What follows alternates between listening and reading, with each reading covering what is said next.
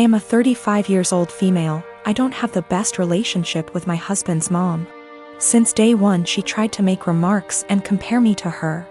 She then tried to get on my good side and started overly praising everything I do and sometimes even copying me, like that one time when she dyed her hair purple just like mine, and when everyone pointed out how ridiculous she looked. She actually blamed me and accused me of trying to make a joke out of her. So, anyways, my husband and I took 2 weeks off work to go visit some places out of the country, tourism in other words. Thing is, I was the one who saved up for and arranged for the trip. My husband was responsible for booking the tickets. My husband's mom wanted to come along and threw temper tantrums when I said no. She called, texted, sent people to talk to me into letting her come. Even threatened to call the police and make some complaint up to get us to stay if she can't come. My husband said we should just take her, but I told him he was wrong to tell her about the trip in the first place. He gave me an ultimatum. Said he wouldn't go if she can't come, and I told him I'd gladly call his bluff, which made him take his words back and say, fine. I will tell her to stop it because we won't take her. Things got quieter, suspiciously quieter. The day of the trip came and we got to the airport at 2 p.m. My husband was walking ahead of me and was looking left and right like he was looking for someone. I asked him, but he didn't respond. He led me to the waiting area, and first thing I saw was his mom standing there with her luggage. I froze in my spot. I felt a cold wave washing over me and I was fuming inside. She and my husband were hugging. That's when I quietly turned around and started walking towards the exit. My husband followed me while shouting at me to stop. He tried to stop me, but I told him off the harshest way possible. He tried to say I was overreacting and that his mom was there anyway and I should let it go and not mess the trip up for us. I told him he and his mom could still go and that I was going home. I went home and sobbed into my dog's fur for several minutes. Turned out he booked her a ticket without me knowing. An hour later he came home yelling and raging about how pathetic and spiteful I was to walk out and go home and ruin the trip last minute. I told him he caused this to happen. He said that I was being so hard on his mom, it's ridiculous. I refused to fight anymore, but he kept on berating me, then called my family to tell them that the trip was cancelled, and that it was because of me. My family said that I shouldn't have ruined it for myself and should have sucked it up and done my best to enjoy. My wife and I bought a 4-bedroom house in PA that my son lives in. Our son went to college in PA and wanted to stay in the area. So we bought the house as a second home. We live in NJ and commute into Manhattan for work. We figured that he would have a place to live and we could visit every so often and spend some quality time together. We pay the taxes and services / maintenance on the house. Our son pays for his groceries and the house utilities. All was going well for a few years. Our son meets a girl and they get serious.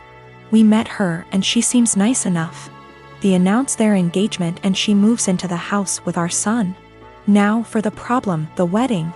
We hold a little get-to-know-you barbecue at the PA house. My son and daughter are there, as are our son's fiancé and her parents. And sisters. We all seem to be getting along well. My wife, daughter and the fiancé go into the house along with her mother and sisters and my son. A few minutes later my wife and daughter come out and are really upset. They come over and tell me we're leaving and driving back to NJ. I try to find out what happened. Once we get back to NJ and they calm down, they tell me that our son and his fiancée along with her family don't want us at the wedding. According to what I was told, we're not their kind of people. I was livid. I called my son and asked him WTH this was about. He tells me that her family feel that we are not good enough and will embarrass them at a family wedding, and that we are all uninvited from the wedding. I let a week go by to calm myself down and drive back to the PA house. The new future in-laws are in the house along with the fiancé. It appears that they all moved into the house. They ask me why I'm there. I tell them that since we aren't invited to the wedding, I was coming over to talk to my son. They tell me to leave their house. I lost it and told them that they had 30 days to get out. Tell my son I'm selling the house and he could find somewhere else to live with all of you. I go to a realtor in town and list the house for sale. They call my son at work and tell him what I said. Apparently they thought that he owned the house. He calls me and asks why I'm selling his house. I tell him I paid for it along with the taxes on it and it is mine. He was living there rent-free, but since he doesn't want us in his new life, he has to get out. I tell him the same as I told his future in-laws. They have 30 days to get out, then I'll get a lawyer and get them evicted. Am I the for taking a hard stance on this? He is my son, but the in-laws seem to take over and we no longer count. My fiancé, male 28 years old, and I, female 30 years old, have been together for 3 years. I used to live close to work and used public transportation, but after I moved into his house, which is hours away from work, I bought myself a car since I'm a nurse, and also since there isn't any hospitals close to where we live that I could transfer to. My fiancé's car hasn't been working for close to 2 months now. It requires so much money to get it fixed, and he refused my financial help when I offered it. Instead, he would ask to use my car every now and then, and I agreed as long as it's when I'm not working, and also, since he only uses it for trips to the supermarket, etc. On New Year's Eve, he told me he wanted to use my car to go hang out with his friends and celebrate, but I declined because I had to cover a night shift and needed my car to travel to work. He insisted and even suggested I take the night off or swap shifts with another nurse, but I couldn't do that last minute.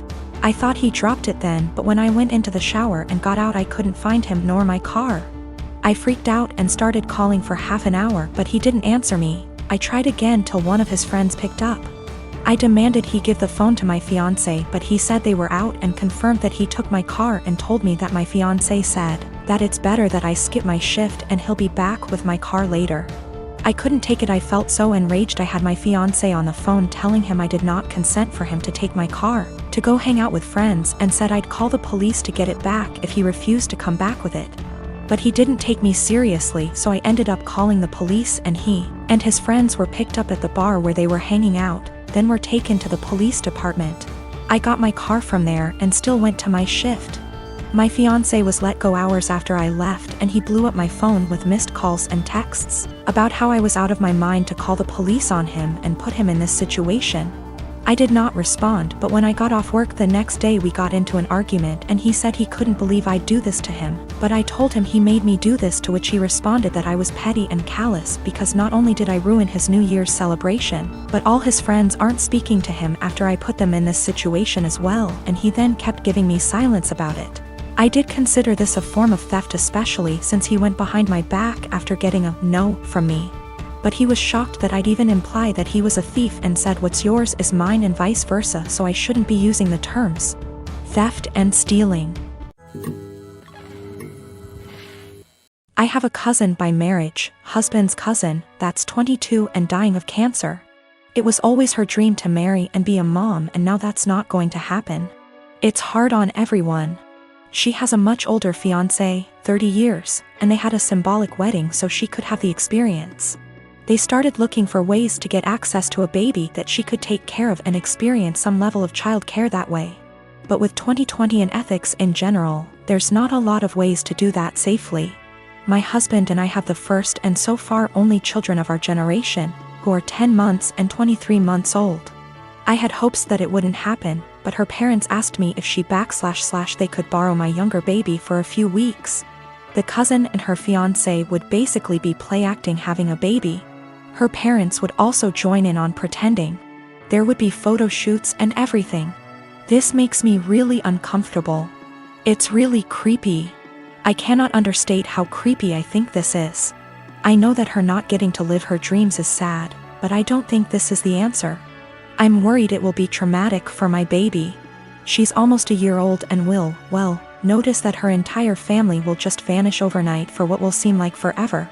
She's also still nursing, and they don't really seem to care about this factor.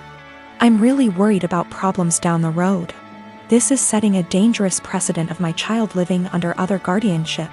Her parents will have time to get attached, and they could try to use that for familial pressure if not legally. Her fiancé is also a wild card in that regard.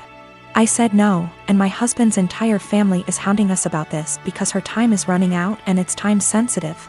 They say we're being selfish. They say that we could use this as a free vacation and bond with our older child because I popped them out so close together.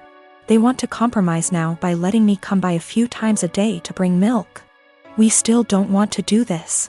Yesterday afternoon, we got an email from the cousin's parents offering actual dollar amounts for us to agree. We got enough from that to file a police report and at least get the threat in writing. We also had a call with my husband's parents and his siblings to basically clear the air. Apparently what they were telling people they asked for and what they were actually asking for were very different.